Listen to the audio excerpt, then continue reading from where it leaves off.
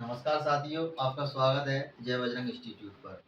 जैसा कि आपने थंबनेल पर देखा, आज हम मध्यकालीन इतिहास में मतलब पूरी अपनी मध्यकालीन हिस्ट्री खत्म हो चुकी है। सिर्फ अपन को आज भक्ति आंदोलन, सूफी आंदोलन पढ़ना है और जो मुगल कालीन सल्तनत व्यवस्था है, प्रशासनिक व्यवस्था है, और जो दिल्ली सल्तनत की प्रशासनिक व्यवस्था थी जो मैंने आपको नहीं कराई थी, वो आज मैं कराऊंगा। उम्मीद करता हूँ आज ये मध्यकालीन भारत का लास्ट वीडियो होगा और इसी वीडियो में सब कुछ कवर करने की हम कोशिश करेंगे। इसके बाद फिर हम अपने चैनल पर आधुनिक भारत स्टार्ट करेंगे और सीक्वेंस से जिस तरीके से सरल भाषा में मैंने आपको मध्यकालीन हिस्ट्री कराई है, उम्मीद करता हूँ उसी सरल भाषा के साथ आपको पूरा आधुनिक भारत की हिस्ट्री में कराऊंगा। तो चलिए चलते हैं अपने टॉपिक पर। तो पहले अपन डालेंगे मुगल कालीन प्रशासनिक व्यवस्था। तो मुगल कालीन प्रशासनिक व्यवस्था में सबसे पहले अपन देखेंगे केंद्रीय प्रशासन को। केंद्रीय प्रशासन में क्या आता था? केंद्रीय प्रशासन में तुम्हारा बादशाह आता था और बादशाह केंद्रीय प्रशासन का मुखिया हुआ करता था। बादशाह को फारसी भाषा में बादशाह कहा जाता था। सर्वोच्च अधिकारी हुआ करता था, अंतिम निर्णयकर्ता यही हुआ करता था। यह खलीफा की सत्ता स्वीकार नहीं करता था, स्वयं को ही खलीफा मानता था। सलाह के लिए एक मंत्री परिषद हुआ करती थी। इसके बाद जो वजीर और वकील हुआ करते थे, यह संपूर्ण प्रशासन के पर्यवेक्षक हुआ करते थे। दीवान ए कुल राजस्व विभाग का मुखिया हुआ करता था और राजस्व विभाग में राजस्व वसूली हुआ करती थी। अगर नगर में या शहर में वसूली होनी है तो कोतवाल किया करता था और ग्राम में वसूली होनी है तो मुकदमे पटवारी करता था। मीर बख्शी सैनिक विभाग का मंत्री हुआ करता था। सद्र उल सद्र धार्मिक विभाग का मंत्री हुआ करता था। काजी उल कुजात न्याय विभाग का मंत्री हुआ करता था। दरोगा ए डाक चौकी सूचना विभाग का मंत्री हुआ करता था। फौजदार खजांची का मंत्री हुआ करता था। आइए देखते हैं केंद्रीय प्रशासन के बाद क्या आता है। प्रांतीय प्रशासन आता है, फिर आता है जिला प्रशासन। मुगल काल में जिला को सरकार कहा जाता था। जिला के बाद आता है तुम्हारा परगना, और परगना को क्या कहते हैं? तहसील कहते हैं। और इसके बाद फिर आता है ग्राम, जो कि सबसे छोटी इकाई हुआ करती थी। वही सीधा सीधा किस्सा है जिस तरीके से हमारे यहाँ अभी चल रहा है। पहले देश, देश के बाद राज्य, राज्य के बाद जिला, और जिला के बाद फिर तहसील, और तहसील के बाद गांव। ठीक उसी प्रकार की व्यवस्था हुआ करती थी। पहले कौन सा आ गया? केंद्रीय प्रशासन। केंद्रीय प्रशासन यानी कि मान के चलिए अपना देश। उसके बाद प्रांतीय प्रशासन यानी कि राज्य। उसके बाद जिला, और जिला के बाद फिर तुम्हारा तहसील, और तहसील के बाद फिर गांव। तो इसी तरीके से प्रशासनिक व्यवस्था थी, बस थोड़ा नामों में फेरबदल था। इसके बाद सैन्य और मुखिया, यानी कि जिसके पास 10 सैनिक हुआ करते थे उसका मुखिया सिपाही सालार कहलाता था। जिसके पास 100 सैनिक हुआ करते थे उसका मुखिया अमीर कहलाता था। जिसके पास 1000 सैनिक हुआ करते थे उसे मलिक कहा जाता था। और जिसके पास 10,000 सैनिक हुआ करते थे उसे खान कहा जाता था। खान हम देखते हैं कि सबसे बड़ी इकाई थी, यानी कि सैन्य विभाग में जो सबसे बड़ी इकाई थी, मुखिया का पद सबसे बड़ा किसका था? खान का हुआ करता था। इसके बाद देख लेते हैं हम न्याय व्यवस्था कैसी थी। तो न्याय व्यवस्था दो प्रकार की थी, एक थी फौजदारी और एक थी दीवानी। फौजदारी का मुखिया फौजदार हुआ करता था और जबकि दीवानी का मुखिया अमाल गुजार हुआ करता था। अब प्रांतीय प्रशासन में देख लेते हैं कि मुगल काल में किस शासक या किस सुल्तान के समय प्रांतों की संख्या कितनी थी। जैसे कि हम देखते हैं अकबर के समय पहले प्रांत 12 थे, लेकिन धीरे धीरे साम्राज्य बढ़ा तो प्रांत 12 से 15 हो गए। जहांगीर के समय 17 थे। शाहजहां के समय शुरुआत में 22 प्रांत थे, लेकिन क्या हुआ, कुछ विरोध के चलते धीरे धीरे इनके यहाँ विघटन होने लगा तो 19 प्रांत रह गए। इसी प्रकार औरंगजेब के समय 21 प्रांत थे। कितने प्रांत थे? 21 प्रांत थे। औरंगजेब के समय सूबों की संख्या सर्वाधिक थी। संगीत पर सर्वाधिक ग्रंथ लिखे गए। और हिंदू सेनापतियों की यदि संख्या देखी जाए सर्वाधिक किसके समय में थी? औरंगजेब के समय में थी। तो आप इन चीजों को नोट कीजिए, आगे के पॉइंट में कवर करता हूं। अब देखिए, अब हम देखते हैं दिल्ली सल्तनत। दिल्ली सल्तनत में भूमि और प्रांत। प्रांत के बाद दिल्ली सल्तनत में क्या आता था? सिख। क्या आता था? सिख। और सिख के बाद सिख, जो सिख का अधिकारी होता था उसे सिकदार कहते थे। इसके बाद परगना यानी कि जैसे कि तहसील, और इसका मुखिया आमिर हुआ करता था। और इसके बाद आता था तहसील के बाद, परगना के बाद गांव, और गांव में खुद मुकद्दम या चौधरी ये मुखिया हुआ करते थे। भूमि के लिए यहाँ पर क्या हुआ करता था? खेत बटाई, लंक बटाई और राज बटाई, मतलब 3 प्रकार से भूमि का बंटवारा हुआ करता था। खेत बटाई में खेत का बंटवारा हो जाता था। लंक बटाई में जो खड़ी फसल हुआ करती थी उसका बंटवारा हो जाता था। और राज बटाई में तुम्हारा अनाज का बंटवारा हो जाता था। जिस प्रकार आज हम खेत बटाई पर देते हैं, वह प्रथा पुराने तरीके में या पुराने समय में भी चलती थी। भूमि को मापने की इकाई को मसाहत कहा जाता था। राजस्व निर्धारण के लिए जो कानून थे उनको क्या कहा जाता था? कानून पूता और नस्क कहा जाता था। अब हम स्टार्ट करेंगे भक्ति आंदोलन, इसको आप नोट कीजिए, फिर हम भक्ति आंदोलन पर चलते हैं। अब देखिए, अब हम बात करने वाले हैं भक्ति आंदोलन पर। भक्ति आंदोलन में हम देखेंगे धार्मिक सुधार आंदोलन हुए इसमें, और इसमें क्या क्या हुआ। जटिल पूजा पाठ की रीतियों को सफल बना, मतलब सरल बनाया गया। जो जटिल पूजा पाठ की रीति थी उनको क्या बनाया गया, सरल बनाया गया। जटिल पूजा पाठ की रीतियों को सरल बनाया गया। बलि प्रथा खत्म कर दी गई। कर्म कांडों को बंद कर दिया गया। मतलब पहले जो बलि प्रथा थी, मनुष्यों की बलि दी जाती थी और जानवरों की बलि दी जाती थी, उस प्रथा को खत्म कर दिया। जो कर्म कांड थे, अंधविश्वास वाली चीजें थी, उनको खत्म कर दिया गया और आडंबर का यानी कि दिखावे का विरोध किया गया। पूजा पाठ की पद्धति महंगी ना हो, यानी कि पूजा पाठ के नाम पर आप उल्टी सीधी चीजें ना मंगाएं या रुपया पैसा ना लें। मतलब इतनी पद्धति महंगी ना हो कि गरीब वर्ग आदमी पूजा पाठ ना करा पाए। तो यानी कि पूजा पाठ की पद्धति महंगी ना हो। इसके बाद लोक भाषाओं में साहित्य का सृजन किया गया, यानी कि लोक भाषा में, जो लोक भाषा है उसमें साहित्य का सृजन भी करना चाहिए। अवतारवाद का विरोध किया गया। ये नहीं कि आप कृष्ण के अवतार हो या किसी के अवतार हो, तो मतलब अवतारवाद का विरोध, मतलब आदमी अपने आप को अवतारवादी ना कहे। इसके बाद सन्यासी जीवन व्यतीत करने की आवश्यकता नहीं है। जरूरी नहीं है कि आप सन्यासी जीवन व्यतीत करें। आप पारिवारिक स्थिति में रहते हुए या अपने जो परिवार में रहते हुए भी एक सन्यासी जीवन व्यतीत कर सकते हैं। जरूरी नहीं है कि आप आश्रम में जाएं और सन्यासी जीवन व्यतीत करें। साथ ही साथ अपने घर में भी रह सकते हैं और सन्यासी जीवन व्यतीत करने की कोई आवश्यकता नहीं है। एक ईश्वरवाद को बढ़ावा दिया गया, मतलब ईश्वर एक है और इसी सत्य को स्वीकारा गया। धार्मिक सहिष्णुता का भाव हो। धार्मिक सहिष्णुता का भाव का मतलब ये है कि किसी भी धर्म की अवहेलना नहीं करनी चाहिए। सभी धर्मों के प्रति हमारा भाव धार्मिक सहिष्णुता का हो। सभी धर्मों के प्रति आदर सम्मान सूचक शब्द हो। कोई किसी भी धर्म का हो, हमें उसकी अवहेलना नहीं करनी चाहिए। तो ये था हमारा भक्ति आंदोलन। अब भक्ति आंदोलन में तुम्हारा उत्तर भारत और दक्षिण भारत, मतलब जो हमारा भारत का नक्शा है, जैसे हमारा ये भारत का नक्शा है, तो यहाँ पर तुम्हारा उत्तर भारत यानी कि उत्तर साइड में और दक्षिण साइड में, यानी कि भक्ति आंदोलन दो जगह फैला हुआ था। उत्तर भारत में 13वीं शताब्दी से लेकर 16वीं शताब्दी तक चला और दक्षिण भारत में 7वीं शताब्दी से 13वीं शताब्दी तक चला। दक्षिण भारत में 12 अलवर थे जो वैष्णव धर्म को मानते थे, और जो नयनार थे वह 63 थे, यह शैव धर्म को मानते थे। वैष्णव धर्म यानी कि विष्णु के उपासक और शैव धर्म यानी कि शिव के उपासक। अब यहाँ पर संत देख लेते हैं हम, उत्तर भारत और दक्षिण भारत दोनों के संत देख लेते हैं। तो पहले हम देखते हैं उत्तर भारत के संत, उसके बाद हम देखेंगे दक्षिण भारत के संत।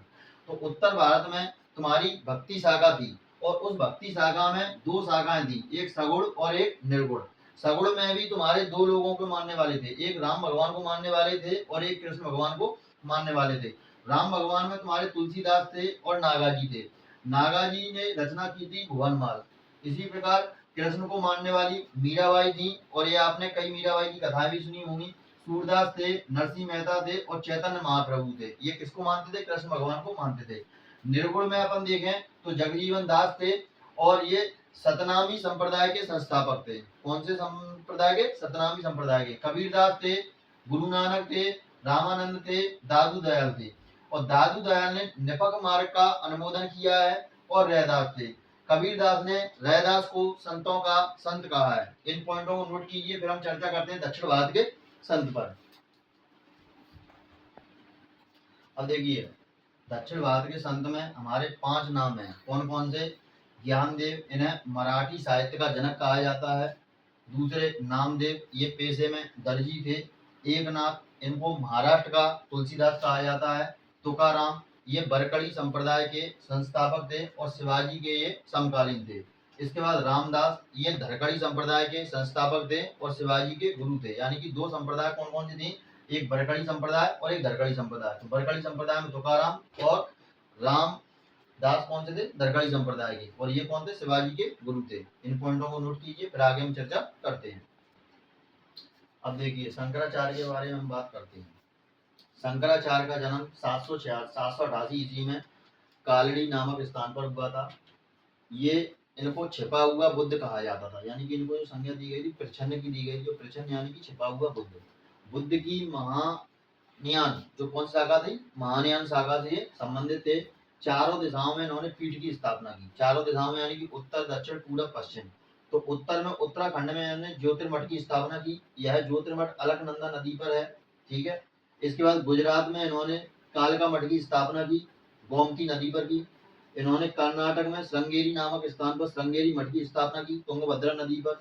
और उड़ीसा में गोवर्धन मठ की स्थापना की, महोदधी नदी पर, पुरी उड़ीसा में। इनको कैसे याद रखेंगे, तो ज्योति नाम की लड़की काली थी, उसने श्रृंगार किया और गोरी हो गई। तो इस तरीके से इस ट्रिक की सहायता से आप शंकराचार्य द्वारा जो चारों दिशाओं में मठ हैं उनको आप आसानी से याद कर सकते हैं। इसके बाद शंकराचार्य के जो गुरु थे उनका नाम गोविंद था, इनकी पत्नी का नाम भारती था, अद्वैतवाद के ये जनक थे, ब्रह्म सत्य जगत मिथ्या है इनका ये कथन था, एकेश्वरवाद के ये समर्थक थे, मतलब इनका मानना था कि ईश्वर एक है। इसके बाद कुछ दर्शन है, प्रवर्तक है, उनके संप्रदाय हैं। तो विशिष्टाद्वैत के जो प्रवर्तक थे वो कौन थे, रामानुजाचार्य थे। और विशिष्टाद्वैतवाद तुम्हारा कब आया था, 12वीं सदी में आया था। और संप्रदाय कौन सा था, तो वैष्णव संप्रदाय था। द्वैताद्वैत के प्रवर्तक निम्बकाचार्य थे, ये 12वीं सदी में आए थे और इनका संप्रदाय सनक संप्रदाय था। शुद्धाद्वैत के जनक विष्णु स्वामी थे, वल्लभाचार्य थे, ये 13वीं शताब्दी में आया और इनका संप्रदाय कौन सा था, रुद्र संप्रदाय था। द्वैताद्वैत के द्वैताद्वैतवाद के संप्रदाय के प्रवर्तक कौन थे, माधवाचार्य, कौन सी सदी में आए, 13वीं सदी में। और इनका संप्रदाय कौन सा था, ब्रह्म संप्रदाय था। तो रामानुजाचार्य को छोड़कर सभी 13वीं शताब्दी में आए हैं और रामानुजाचार्य सिर्फ 12वीं शताब्दी में आए हैं। इन पॉइंटों को नोट कीजिए, आगे हम चर्चा करते हैं। अब देखिए अगले हैं अपने तुलसीदास। तुलसीदास का जन्म बांदा में हुआ था, राजपुर के बांदा में। रामचरितमानस इन्होंने 1575 ईस्वी में लिखा। इनकी भाषा अवधी भाषा थी। पत्नी इनकी रत्नावली थी। रचनाएं की बात करें तो विनय पत्रिका, कवितावली, पार्वती मंगल, जानकी मंगल, गीता पार्वती आदि इनकी प्रमुख रचनाएं हैं। कबीरदास की देख लेते हैं। जन्म इनका एक जुलाह परिवार में हुआ था। भाषा इनकी सुदक्कड़ी या पचमेल खिचड़ी, यानी कि 5 भाषाओं का मेल हुआ करता था, जिसे हम पचमेल खिचड़ी कहते हैं। रचना इनकी साखी शबद रमैनी थी और इनका एक ग्रंथ था बीजक। और इस ग्रंथ में इन जो रचनाएं हैं इनका संकलन किया गया है। शिष्य इनके भागोदास, धर्मदास और तुम्हारे गोपाल इनके प्रमुख शिष्य थे। मीराबाई की बात कर लें तो मीराबाई मेड़ता के शासक थे, उनकी पुत्री थी। कौन से थे, रतन सिंह। और ये मेड़ता के जो राठौर थे रतन सिंह, उनकी पुत्री थी। पति इनके भोजरात थे। और भोजरात कौन थे, जो राणा सागा थे, राणा सागा के ये पुत्र थे। रचना इनकी राग गोविंद थी और कृष्ण भक्ति की प्रेम मार्गी शाखा से थी। मतलब मीरा कृष्ण की दीवानी, ऐसा आपने सुना भी होगा, तो कृष्ण जी से बहुत प्रेम करती थी। तो इसके बाद देखते हैं नरसिंह मेहता। तो नरसिंह मेहता का क्या है महत्वपूर्ण पॉइंट, तो गांधी जी का एक प्रिय भजन था जो गाया करते थे, वैष्णव जन तो तेरे।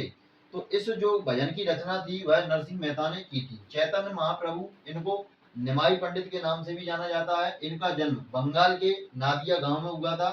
यह कृष्ण के अवतार माने जाते थे। और इनके शिष्य की बात करें तो इनके शिष्य कौन थे, हरिदास थे। रामानंद की बात करें तो इन्होंने उत्तर भारत और दक्षिण भारत के मध्य सेतु बनाने का कार्य किया। कई बार पूछा गया है कि किस कवि ने उत्तर भारत और दक्षिण भारत के मध्य सेतु बनाने का कार्य किया, तो कौन थे, रामानंद थे। ये तुम्हारे राम भक्ति शाखा से थे और इन्होंने उत्साही वृत्त दल की स्थापना की। तो चलिए चलते हम आगे के पॉइंटों को हम नोट करते हैं। अब देखिए अपन चल रहे हैं सूफी आंदोलन की तरफ। सूफी आंदोलन में क्या है, सिलसिले चलते हैं और उन सिलसिलों को किसने मतलब लिखा है या कौन इसके संस्थापक हैं, तो वो जो क्वेश्चन पूछे जाते हैं उन्हीं फैक्टों को मैंने यहाँ पर लिखा है।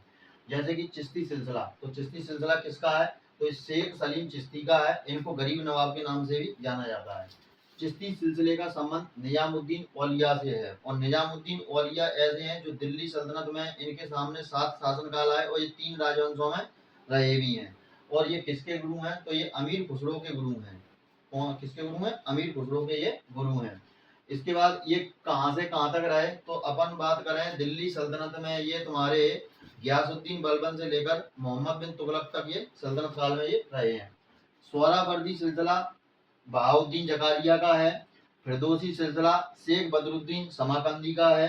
कादरी सिलसिला सैयद मखदूम जिलाली का है। और दारा शिकोह का संबंध इससे है। दारा शिकोह किसका पुत्र है, आपको कमेंट बॉक्स में बताना है यदि आपने वीडियो तरीके से देखे हैं तो।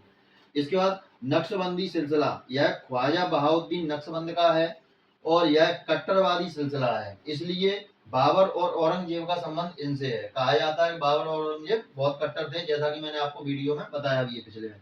संगीत के विरोधी थे, ठीक है, संगीत का विरोधी था। इसके बाद सत्तारी सिलसिला, यह किसका है? तो शेख अब्दुल्ला सत्तार का है। लास्ट में कलंदरी सिलसिला घुमक्कड़ फकीर का है। इसमें इस्लाम का कानून का पालन नहीं किया जाता है। यहाँ पर व्यक्ति की यदि मृत्यु हो जाती है तो लोग सिर मुड़वाते थे। तो उम्मीद करता हूँ आपको मध्यकालीन हिस्ट्री अच्छे से समझ में आई होगी। जैसा कि मैंने कहा था कि मैं 1 महीने के अंदर आपको मध्यकालीन हिस्ट्री का पूरा सिलेबस खत्म कर दूंगा, और वैसा ही मैंने किया। और सरल भाषा में आपको मैंने लेक्चर के साथ नोट्स भी उपलब्ध कराए, बोर्ड पर तरीके से लिखकर आपके नोट्स बनवाए। अब कल से हम अपने चैनल पर आधुनिक भारत स्टार्ट करने जा रहे हैं। प्ले लिस्ट आपकी बनी हुई है, प्ले लिस्ट पर जाकर आप पूरा मध्यकालीन भारत इतिहास का नोट्स कवर कर सकते हैं। यदि आपने पिछले वीडियो नहीं देखे हैं तो आपको वीडियो के डिस्क्रिप्शन में लिंक मिल जाएगी।